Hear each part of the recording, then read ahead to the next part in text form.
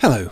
For August's first autumnal episode of the AS for Architecture podcast, Wayne Hemingway MBE logged on to discuss one of his latest initiatives, the Housing Assembly, a growing grassroots movement addressing the housing crisis by amplifying the voices of folk excluded from secure, affordable homes, aiming to transform their lived experiences into influential action. For those of you who don't know, Wayne is a renowned British designer, co-founder with his wife Gerardine Hemingway of the iconic fashion label Red or Dead, and latterly HemingwayDesign, a multi-disciplinary design practice dedicated to creating positive social impact through culture-led regeneration, urban design, placemaking, branding, and community collaboration. In short, Wayne is something like a national treasure, but edgier and more purposeful. An icon of mine since I first encountered his work and brought a pair of Red or Dead shoes to go on a date. This was a genuine privilege to record. A is for Architecture, a podcast about architecture, buildings, urban culture and space. Hello and welcome to another episode of AS for Architecture. I'm talking today, to Wayne Hemingway, MBE. Wayne, thank you so much for joining me, agreeing to speak. Pleasure. I wanted to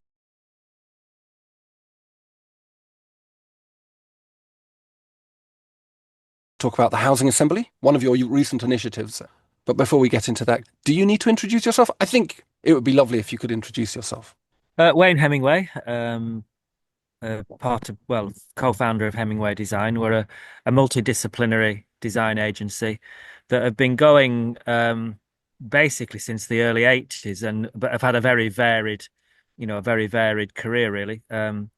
Started selling second-hand clothes on Camden Market right at the very turn of the 80s with my wife, and that grew. So we were selling on Camden for a few years, but at the same time, Gerardine was designing clothes and selling in this place called Kensington Market, which was a kind of a very famous place where young people could start up for, you certainly didn't need the bank of mum and dad. You needed a tenner in your pocket and you could open a shop on a very busy high street, Kensington High Street in London. Famously, her first collection got spotted and bought by Macy's New York. We had to come up with a name for the brand, came up with the name Red or Dead, which probably haven't got the time to explain that name on this podcast, and it's probably not relevant. And Red or Dead grew with a ragtaggle bunch of young people who we all used to go clubbing with till in the end we had 23 shops around the world, from Tokyo to New York to Vancouver and most of the big cities in Britain. 300 odd employees, never borrowed a penny, never did a business plan. None of us ever had any experience in the fashion industry or the design industry. None of us had qualifications. Gerardine left school at 15. It's quite an amazing story. And then we had kids very, very young. I think certainly by the age of 30, we had 4. I think, do we have all 4 kids by then? And I know we were very young when we were, kids from 24, and then we had them quickly. Had 4 kids one was a bit later. And we decided to sell the business in our 30s for a number of reasons. We're both from very working class backgrounds, not pretend working class backgrounds, and it was nice to be the first in our families to kind of create security, which I'd grown up with pretty significant single parent family with pretty significant insecurity. So there was the financial side of that, plus the feeling that we were not being the best parents we could be by gallivanting all around the world and dragging them with us, although now they tell us that was the making of them. And obviously they loved not being in school and they loved traveling all over the world, but we thought we were depriving them of education. Clearly we didn't. We were a bit naive as back then. And then basically in 1999, we'd sold Red or Dead, and we knew that we wanted to. Red or Dead had been very political as a not just a name that's political. It was everything, every collection that we did, every catwalk show that we did at London Fashion Week, every time we collected our Designer of the Year award at the Royal Albert Hall or wherever it was, we always did something that was about the environment, about politics, about race. we've always been that way, and the way we were brought up, and we took that through Red or Dead, and that was the difference of Red or Dead from other designer brands was that, and that gave us notoriety. Like making all our denim was made in prisons, and you can imagine what that did split between what the Guardian wrote about us and what the Daily Mail would write about us was chalk and cheese. But that gave us, when you don't sit on the fence like that, that gave us an enormous following of the kind of following that we'd want, and we knew that we could take that, and we knew that we could take that. Number one, our philosophy on life and the following through to other areas of design, and because we'd not trained to be fashion designers, we didn't feel constrained that that's what we were. And also, to be frank, I especially had enough of the fashion industry, that I'd just had enough. And so what just stumbled in, I was going to, by then I was doing quite a bit of telly and radio and stuff. And I was on a train out to BBC in Bristol, I think it was. And passing through Swindon, there was some terrible housing being built right literally on the side of the tracks near Swindon station, which to me just looked like a prison. And so I wrote an article about the wimpification and I made up these words, the wimpification and the baratification of Britain, and did quite a funny story about this housing, and basically the Independent published it, and it got a lot of traction, and I was asked to go on to Newsnight and had a debate with the National House Builders, which the presenter then, Jeremy Paxman, sided with me. And that just snowballed. And before we knew it, we'd been approached. Well, the funny story was that the then chair, Peter Johnson of Wimpy, as they were called then, now the Taylor Wimpy, his daughters had seen this on television and said that they'd gone through their youth in awe of Red or Dead and everything that it stood for, and that they sided with what I was saying against the industry, and that they wouldn't buy any housing that their dad's firm was building, and that he should get us to design some housing for them. So this came from like some Red or Dead fans. And lo and behold, listened to his daughters, contacted us, and we ended up being offered, which I can't believe. I thought they were just going to get us to design some show homes for them. But up in his hometown, Peter Johnson's hometown of Gateshead, there was this site that had been that they'd owned for a long time and been empty for a long time, and they couldn't make it stack up financially, and it was in a tough area. And he said, "Do you think you could make a housing development work here? Would you consider developing some houses?" And I asked him how many. He said, "Well, all of them, and it would hold about 700 and odd." And Gerardine just said yes. Now, we'd never designed any housing or done any urban design before. I'd done a degree in geography and town planning at UCL, but never thought I would ever use it. But suddenly, I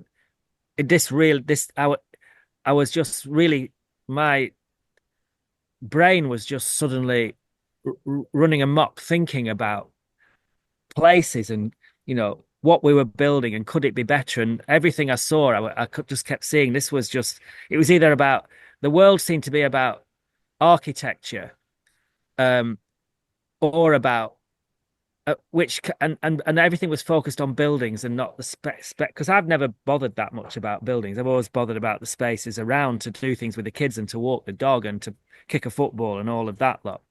And then just kept seeing all of these housing estates that just were buildings, and often dull ones, and and even the ones that were architects led just felt just like a little bit soulless. So we thought we'd have a go, and we delivered this development called the Staiths, which I would say is our greatest in all. We've been going, as I say, how many, 45 years, and I'd say our greatest achievement is the Staiths.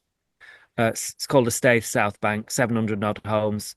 it's won every award a housing development could win. And we first of all, then we again, we took the kids out of school and we went to tour. We just researched all the best housing developments in the world that we could find. So, and obviously a lot of those were in Northern Europe, in Holland, in Germany, in Scandinavia. And we just went round, looking at them, studying them, meeting people like urban designers like Class Tam, we were in a position where we could contact people, probably because of our profile. But then also we're in a position where we could, because we could just do things, because we know we'd got money in the bank. We didn't have to earn anything. Obviously we did really well out of this, but for a time we could just study again. And it was just, not going to college or anything, just physically going and looking. And we just got a passion for it. And the Staith was a big success. It got enormous coverage everywhere, from the Times, every national newspaper, every television, all the architectural press. And it was a combination of people really liked it, but they were very sniffy about the fact that two fashion designers, although we've never been fashion designers, qualified fashion designers, had got all of this publicity and developed this housing development. Although we worked with an amazing pair of architects, Jane and Mark Massey from IDP Partnership, who had a similar philosophy to it. All this is documented on the website, by the way. So if anybody wants to read the full story, it's all, if you go on to Hemingway Design, and then go to urban design or housing, and then go to the Staiths, there's big case studies explaining everything, warts and all, about this. And then I got offered would I be the chair of this thing called Building for Life, which was CABE, Commission for Architecture and Built Environment, and the government coming together, and John Prescott was kind of funding this.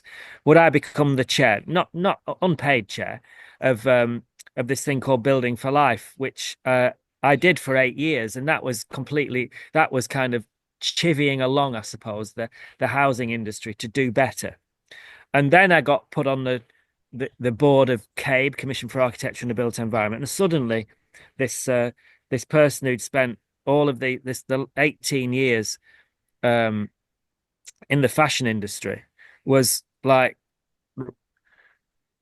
working in the highest echelons of housing and urban design, and but never really thought about it. It just kind of happened.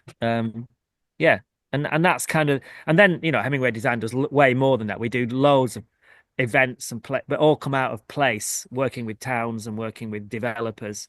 But we haven't got time to go through that. No, but I think it's really interesting, this idea that with the Staiths and with the urban design work, what is your process? How do you go about designing these things? How do you go about designing things which have a measure of success in comparison to volume house building and, as you say, these hypermodern and rather alienating architect-led things? I think it's because I think some people know what's right and what the general public like, and that is something that I don't know, because we've never been immersed in a design world, because we always think about when we design, who we're designing for, and it's always we always think about our friends and our families, and our friends and our families are all from our background, and so, which is just normal, when we were brought up in normal houses, either council house. I lived in council house good chunk, and then in social housing for a good chunk, and then my mum bought her first house when I was just before my teens, bought a bungalow in Blackburn, and so it's our life. We're just designing for what our life has always been, that kind of aspiration to get on the ladder, to own a home, to have some kids. We had like I said, we had our kids very young, but that was normal.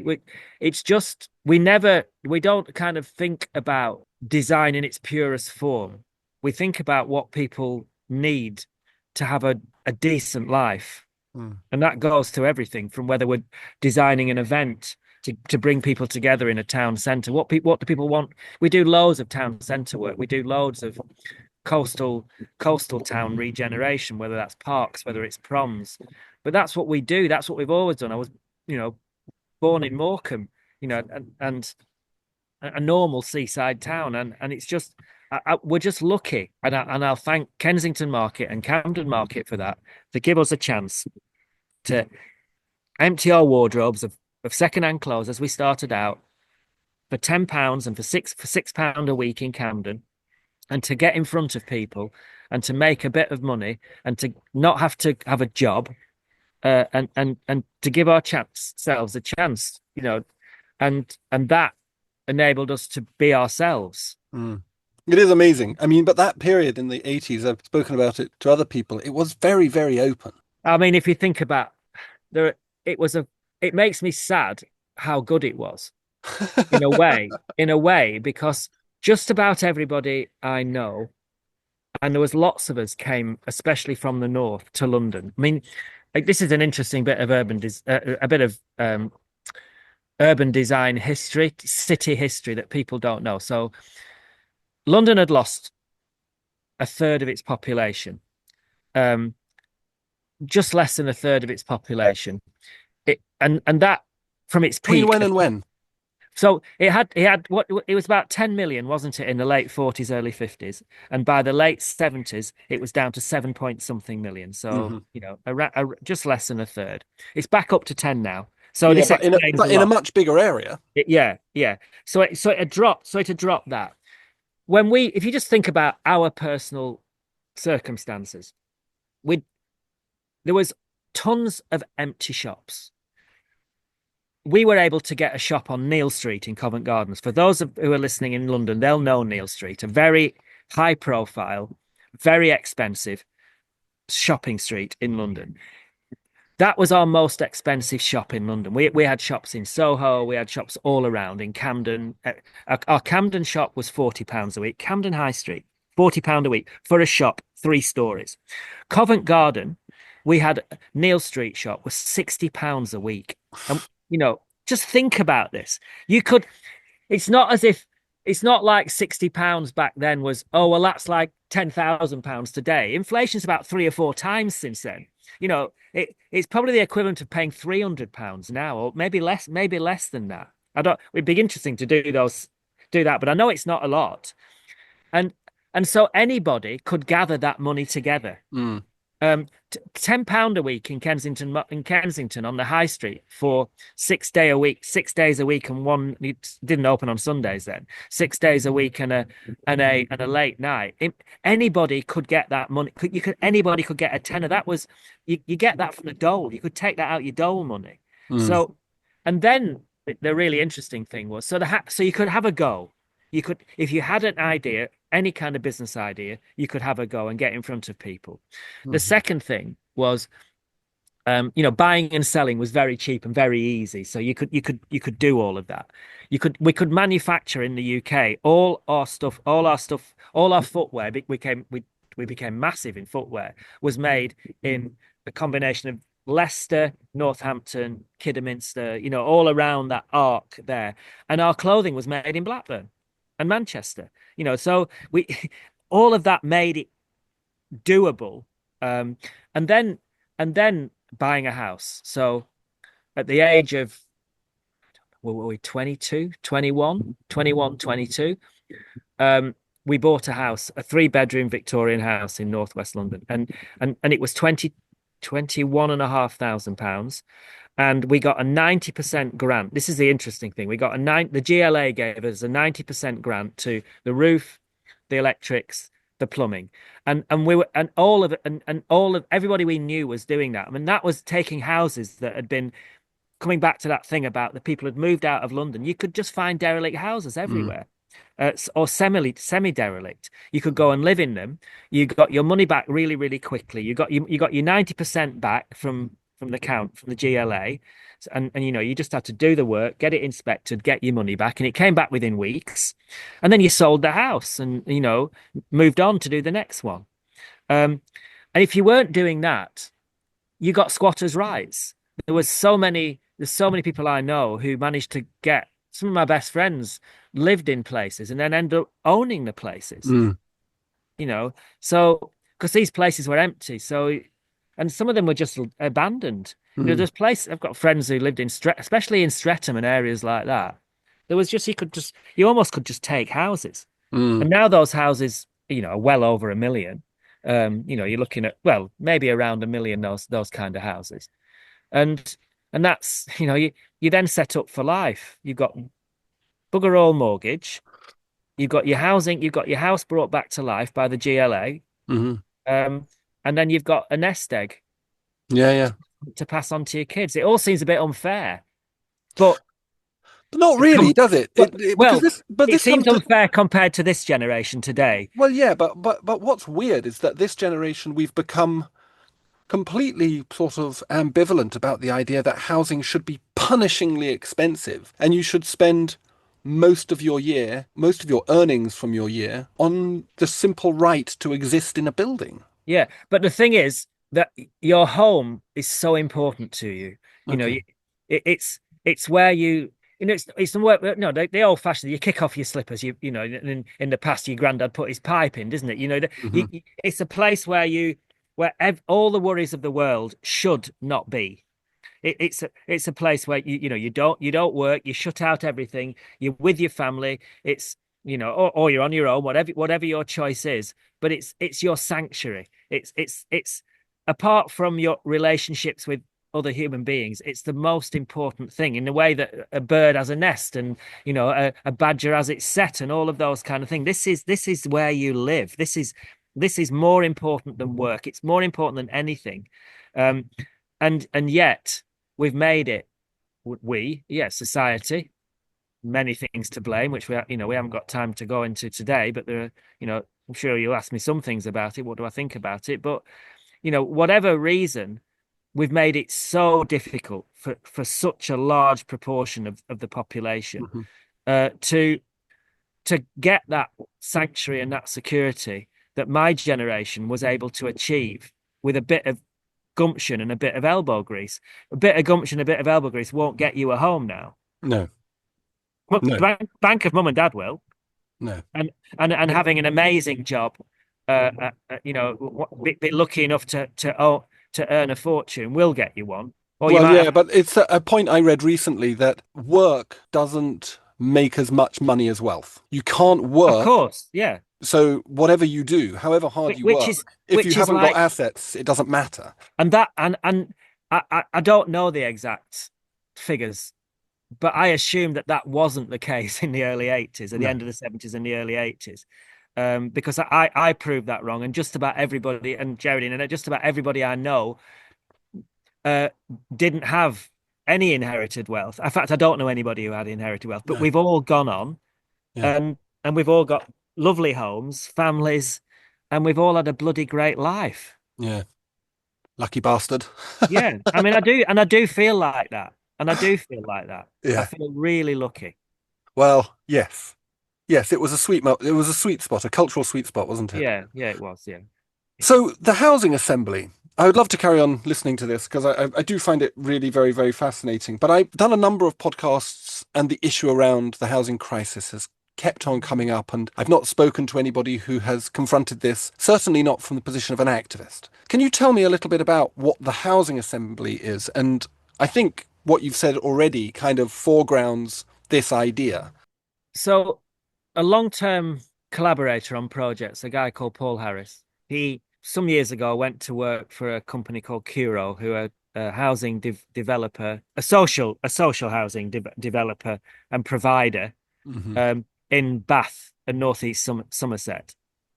And he just asked it one day if I'd come and talk to them about the kind of things I've been talking to you about.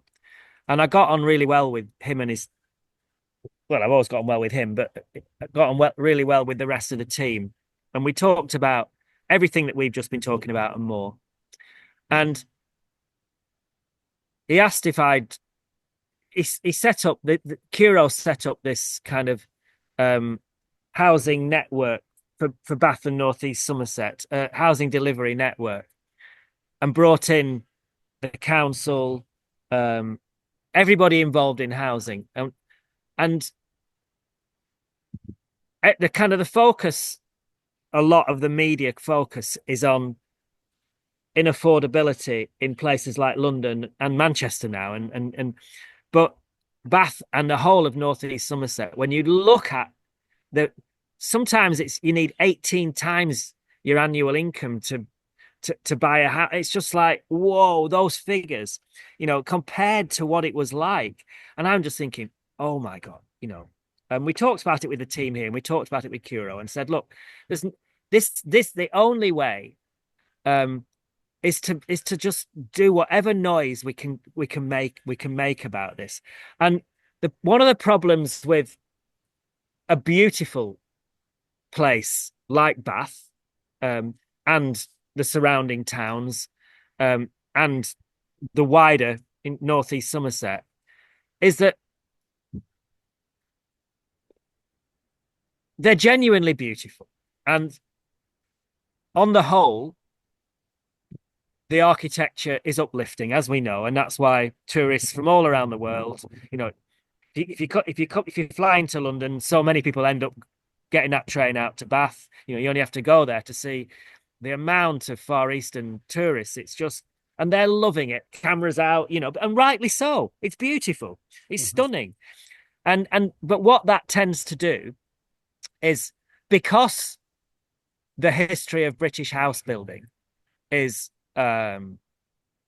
checkered, to say the least. I mean, I would say it's of recent years, it's pretty rubbish still in general.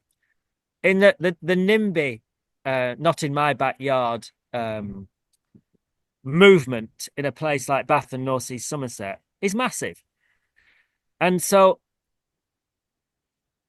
it makes, and which then creates increases in land value. It then slows down housing delivery. So how do young people, and not that young people, get on a housing ladder in a place like that when you've got sheer beauty mixed with a track record in the UK of poor delivery? I don't blame those NIMBYs, because in a way they're saving Britain from ugly buildings. But at the same time, they're negatively impacting. So we just said, look, we've got to create a movement of YIMBYs, yes in my backyard, and we've got to do it through not just demanding housing, but doing it intelligently and talking about high quality delivery, which Curo have done an amazing development in Bath, which is of a large scale and is sympathetic. It can be done if house builders are held to account. If you kind of need this unholy coming together of people wanting housing, which they do, people who have already got housing, understanding that it's selfish not to think about the people who, like I've been talking about. I keep saying I'm lucky I am from my generation. You can't pull up the drawbridge. That's an awful thing to do. We see that in, what Reform are trying to do with immigration and migrants and everything. That whole idea of pulling up the drawbridge is an awful thing to say. Well, I'm all right, Jack, is a terrible thing. So the housing assembly, the job of the housing assembly is to demonstrate that the people who need housing are good people. They deserve housing of all, whatever kind of housing that is, whether it's better houses to rent, more affordable houses to rent, whether it's getting on the housing ladder, which I'm a great believer in. If people ultimately owning their own house, if there's a chance that they can, to show that these people are, they're the future, they're important people, they're decent people, and not to pull the drawbridge up. And how are we all going to work together so that it works for everybody? But to do that, this has been tried for a long time, and Cabe tried it, and then Blooming Cameron did his bonfire of the Quangos and shut down. Cabe were on Cabe were on a, I think if Cameron hadn't shut down Cabe, I think that the Commission for Architecture, Built Environment was so much like thinking like the Housing Assembly that I think that progress would have been made along the lines that I'm talking about. But he shut it down in 15 years ago. I think it was 2010, the bonfire of the Quangos. You might want to look it up. So in a way, this is kind of rekindling what we lost 15 years ago, but starting from a Cabe had 100 employees, maybe I think it was 120 employees, was really well funded and was starting to make a difference. So in a way, the Housing Assembly is doing that, but from a bottom up, with the public having their say, and see, and we'll see we'll see where we can take it. I've no idea where this could go, but we're giving it a go. I wonder whether this grassroots kind of character of it will lead to it being a bit more sticky, because Well, the thing is that Cabe was really sticky. It was really sticky and really of low cost to keep going on the scale of a government quasi department, and an important one that was looking after the well-being of housing, public space, towns, town centers, just the spaces that we need, but this grassroots, yes, I mean it may have an impact. I hope it does, and it's got off to a good start. But these things are very difficult. who is driving this house price escalation? Now, obviously, it's people selling for as much as they can, but there seems to be something else afoot, because it's happening the world over. And I'm kind of fascinated by this. Well, at the heart of it, however many houses get built, house prices don't go down.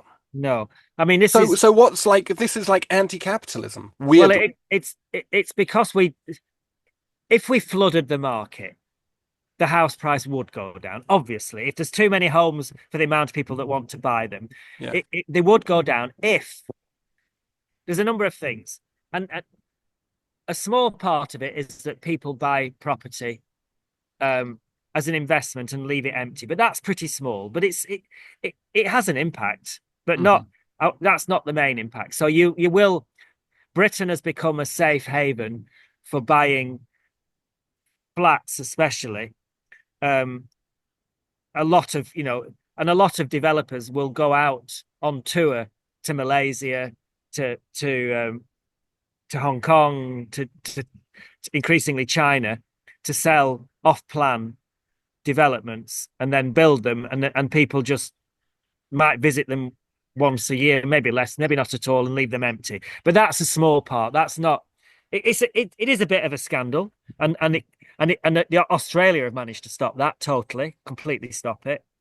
So that could be stopped, and it would help. But it's not as I say, I don't want to get hung up on it, because it's not the be all and end all of solving it. Land, it's ultimately down to land price, and the problem is that if we build on brownfield sites in cities, a lot of those sites have been bought up by pension funds, or often by foreign investment funds. And in a city, that land prices just grow and grow and grow, and people will develop when they feel that they're going to get the maximum value of the land price. The more worrying thing is, I think the government are right to say that they will build on selected parts of the green belt. Now, a lot of people won't agree with me on that, but Britain is not overdeveloped. By standards of many, many countries around the world, we are not overdeveloped. And there are patches of green belt that are kind of in between. We could infill them. It's not as if we're taking away forests and mountains and lakes and places where people go walking and get away from everything. But those plots of land, which might be, if we talk about London, on the edge of the M25, if in Manchester, the M66, M6 around, M61, all around those. what happens with that land is at the moment it's got a value for arable farming usually, and the families have been sat on that land, or developers have got options in joint partnerships with the farmers, and it never gets talked about this. And again, people don't like it when I say it. I often get some strong things written from the farming community and people when I say it. But in some places, they can get a 200 times uplift. It's always 60 to a. It's not no problem to get 60 to 100, but there are examples of getting 200. Now, imagine if you could get, if your acre is worth 10 grand, just 1 acre is worth 10 grand, and there's loads of acres in a housing development. And for that, you get 200 times 10. Like it just like you're suddenly crazily rich. Mm.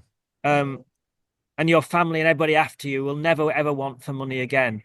Now, where did that land come from in the past? I want to know. What's the history of that land?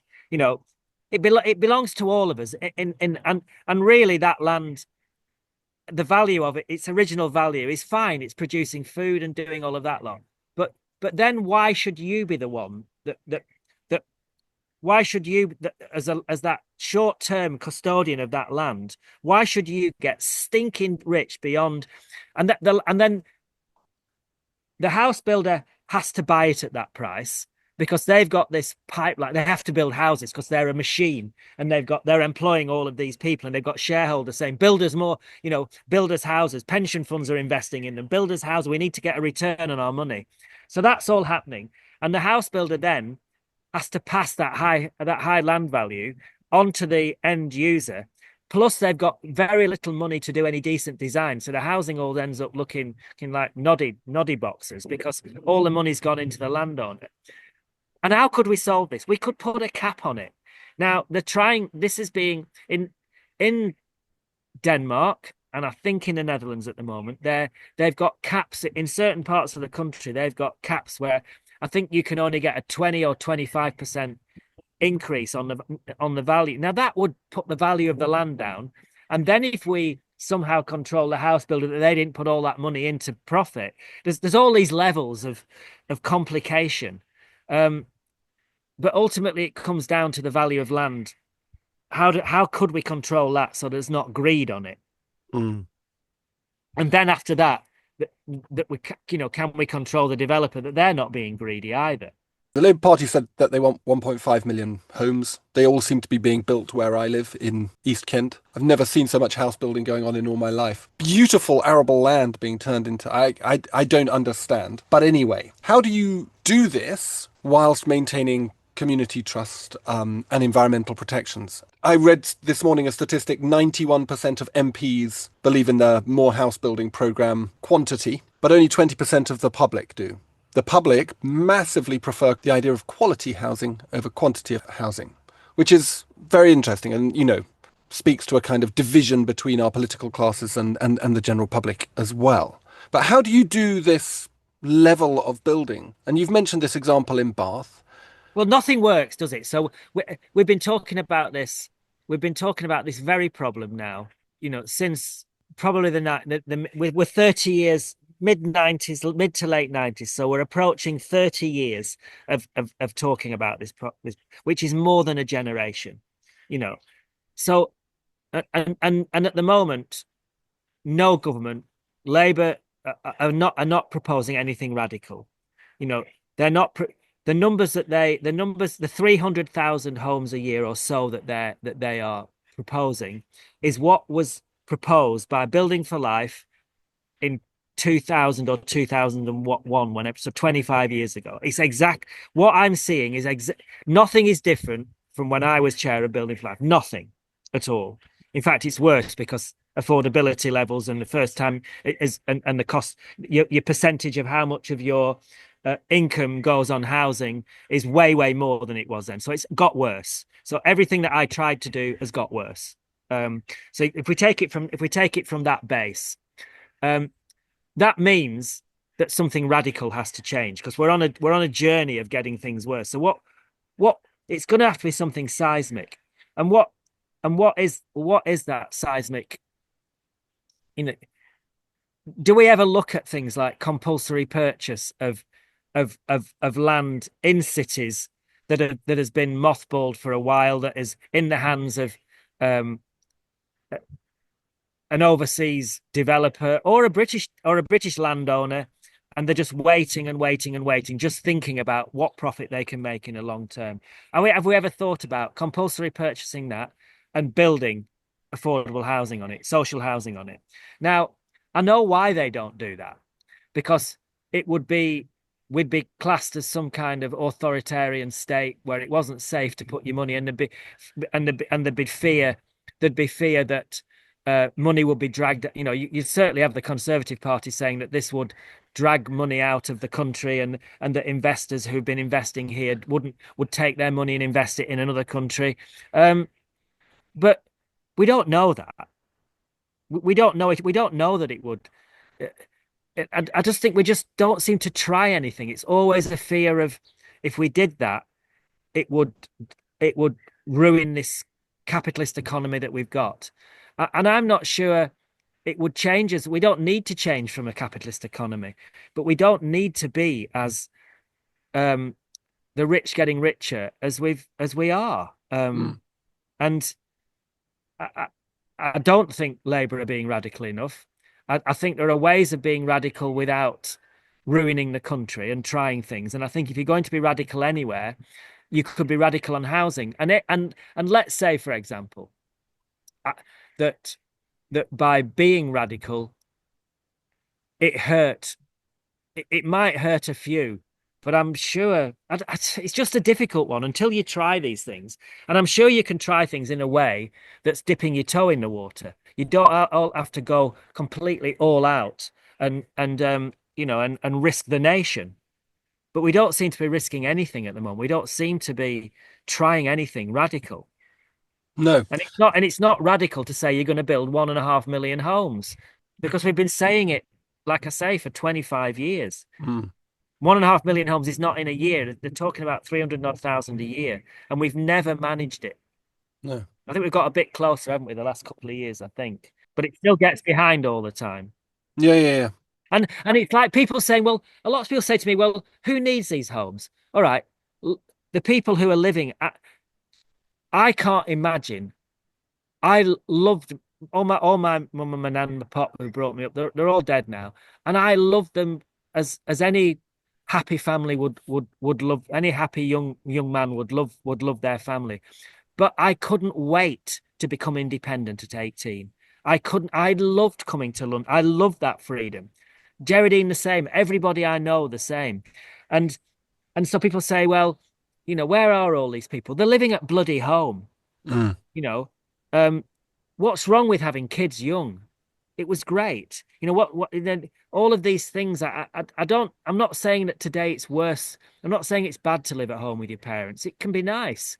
I'm not saying it's bad to wait till you're 30, 33, whatever the average age, 32, whatever the average age of having your first child is. I'm not saying that's bad, but the fact is that you haven't got the choice to do what we did. That's the problem. And how do we? And that's why housing is needed. It's not for it's all this thing about it's for immigrants, it's for migrants. Bollocks. Look at the statistics. It's for normal young people who cannot get on the housing ladder, or people who are sharing homes and shouldn't be sharing homes in overcrowded conditions, or people on housing waiting lists. It's not for people. Oh, it's for people on the street. It's for people coming in on the boats. It's just that narrative. Somehow people have to realize that is just stupid thinking, and a tiny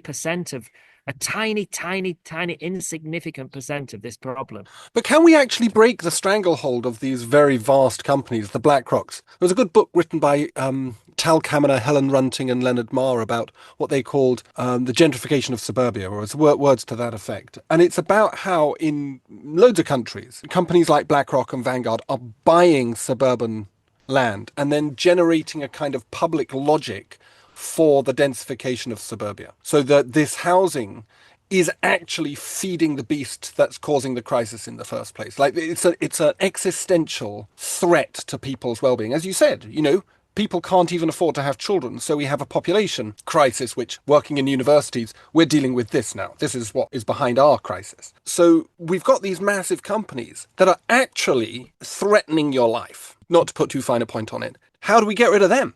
I'm not without coming down the line of the French Revolution, however attractive that is. Like, what do we do? Because they're not stopping. We built council housing successfully in the past. There is no reason not to be able to do that, but they have to get the land to be able to do it. We could build council housing, but at the same time, we've also learnt how social housing companies can also build housing for people to buy or shared ownership and all of those things.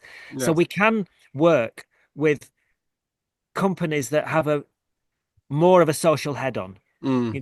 There are some very, very good, Cura, the one that we're working with, they've got a social head on, but they also know how to make some money as well, to fund the social side of what they do.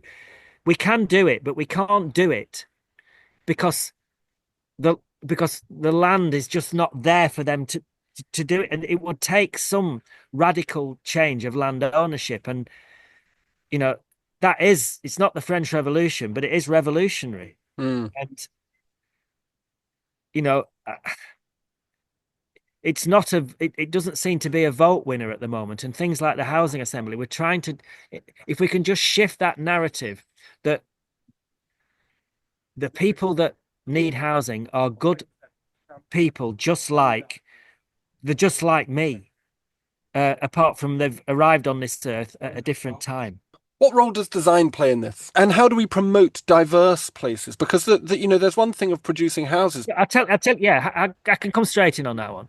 If you design something that so you don't have this anti-new housing situation in quite a number of parts of Europe. Probably, certainly all Northern Europe doesn't really have this, because they build housing that other people who live by it feel that it's build places. Let's forget the word housing. They build places that benefit the people who are living there already in housing that's been there longer. And that might be great schools, amazing parks, sports facilities, leisure, and also just nice places that look lovely and you want to walk the kids and the dogs through and enjoy looking at them and feeling good about them. We haven't done that. We've tended to build developments that are enclosed, lots of black tarmac, very little greenery and street trees, all looking the same, putting pressure often on services, not well thought out in the slightest. And it feels like, God, what's that done for me? And therefore, why do you blame people when that's the case? So design does matter. Absolutely. And that's not just the design of the building, that's place and just creating somewhere that's lovely, where you can hear the birds singing, where where your kids in that old development where you live want to go because it's better. The play areas are better. It's not rocket science, but a lot of the housing developers just think about they're men in suits, thinking about what company car they've got, how much bonus they can earn by value engineering down quality so that they bring higher margins, therefore they earn more and the shareholder earns more. And we've got pension funds enjoying that outcome, highly paid CEOs and marketing directors and development directors earning crazy amounts of money by value engineering, but it doesn't. But that leaves no value for the public, and ultimately, probably damages them in the long run, because something radical will happen, and they won't be allowed to develop homes. I think that's a good point to finish on. Thank you, Wayne. Really, very, very good. All right, see ya. For your weekly dose of poetry, listen to Khalil Gibran. Build of your imaginings a bower in the wilderness ere you build a house within the city walls. For even as you have homecomings in your twilight, so has the wanderer in you, the ever distant and alone. Your house is your larger body. It grows in the sun and sleeps in the stillness of the night. And it is not dreamless. Does not your house dream? Perhaps that poem seems rather anti-city, but that bit, made strange, is perfect for this outro. Thanks to Wayne for joining me on the podcast. It was, as I suspected it would be, wonderful to hear him talk. Links to all the things are on the podcast description as ever. Make contact and get involved with the Housing Assembly. It's actually necessary, like clean water and peace. And thanks for listening.